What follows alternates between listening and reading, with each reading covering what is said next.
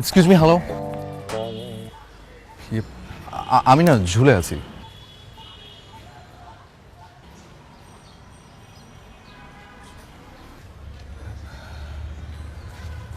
কোথায়? জি মানে আপনার আপনার ফেসবুকের ফ্রেন্ড রিকোয়েস্টটা। সেটা সারা জীবনই থাকবে। দেখুন এটা কিন্তু অন্যায়। মেনে নিতে শিখেন। না, অন্যায় কেউ মেনে নিতে শেখে না। নতুন কিছুর জন্ম হবে, আপনাকে দেখে পৃথিবীর অন্যরা ইন্সপায়ার্ড হবে, আপনি ভাইরাল হয়ে যাবেন। আমি ভাইরাল হলে কি এই এই ঝুলে থাকা থেকে মুক্তি পাবো? মনে হয় না। আচ্ছা, এত কঠিন কি আমার আবদারটা?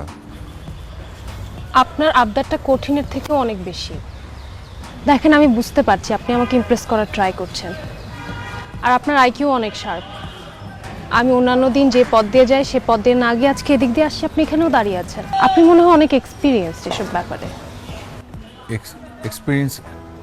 না না না, এটা মেবি এক্সপিরিয়েন্স না, এটাকে বলতে পারেন ক্যালকুলেশন।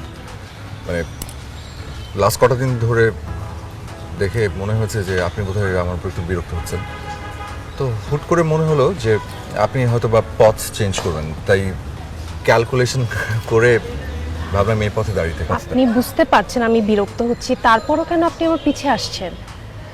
আপনি শুধু শুধু আপনার সময় নষ্ট করবেন না প্লিজ।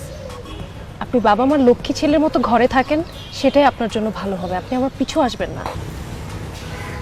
আমাকে ক্ষমা করে দেবেন অ্যাটলিস্ট এই একটা বিষয়। আমি ঝুলে থাকতে রাজি আছি, কিন্তু প্লিজ পথে দাঁড়িয়ে থাকতে মানা করবেন না। দেখেন, আপনি আপনার বিপদ ডেকে আনবেন না প্লিজ। আপনি দেখতে শুনতে মাশাআল্লাহ ভালো, আপনি চাইলে অনেক সুন্দর একটা মেয়ে পেয়ে যাবেন। আপনি প্লিজ আমার পিছনে কেন আসছেন? আপনি আমার যে সুন্দর প্রয়োজন নেই, আমার আপনাকে প্রয়োজন।